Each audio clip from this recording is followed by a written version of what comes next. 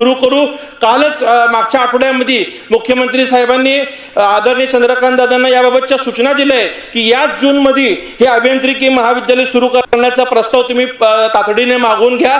स्वतः चंद्रकांत दादा पाटील हे दिल्लीला या AICTच्या मंजुरीसाठी जाणार आहेत। मला विश्वास आहे की हे सरकार येणाऱ्या वर्षात आमच्या सोलापूर जिल्ह्याला अभियांत्रिकी महाविद्यालय या ठिकाणी सुरू करून देईल।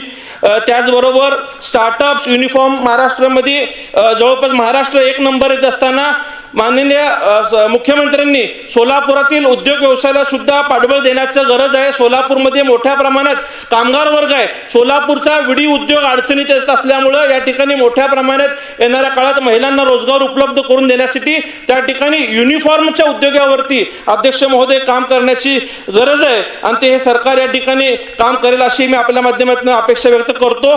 वारसा आणि संस्कृती जपत असताना महाराष्ट्रातील सर्व महापुरुषांसाठी हे सरकार विविध ठिकाणी काम करत असताना माझ्या सोलापूर जिल्ह्यातील मंगळवेढा येथील महात्मा बसवेश्वर महाराजांचं स्मारकचं काम सुद्धा अनेक वर्षापासून रखडलेलं होतं। आता असलेले पालकमंत्री जयकुमार गोरे साहेब हे अध्यक्ष झाल्यापासून जागा निश्चिती करण्याचं काम ते करतायत।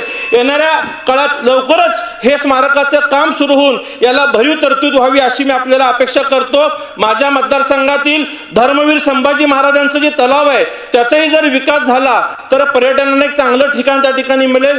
तलावाचं संवर्धन सुद्धा त्या ठिकाणी होणार आहे आणि सोलापूरला अक्कलकोट, तुळजापूर, गाणगापूर या दर्शनाला येणाऱ्या लोकांना शहरात एक चांगलं पर्यटन त्या ठिकाणी उपलब्ध होणार आहे। अध्यक्ष महोदय, 5 ज्योतिर्लिंगाचं विकास कामं करत असताना या सरकारने अक्कलकोट, तुळजापूर, पंढरपूर, गाणगापूर यासाठी सुद्धा एक परिक्रमा मार्ग केला तर अधिक सुलभचं दर्शन या लोकांना या ठिकाणी होणार आहे। अध्यक्ष महोदय, सोलापूरला राज्यभरातून लोक तुळजापूरच्या दर्शनाला येतात, वारीच्या वेळेस पंढरपूरच्या दर्शनाला येतात, तर जे MTDCचं सुवर्ण महोत्सवी 50 वर्ष आपण त्या ठिकाणी करत असताना एखादं मोठं पर्यटन रिसॉर्ट त्या ठिकाणी सोलापूर जिल्ह्यात उभारणं गरजेचं आहे आणि हे सरकार त्यासाठी काम करेल अशी मला निश्चितच अपेक्षा आहे।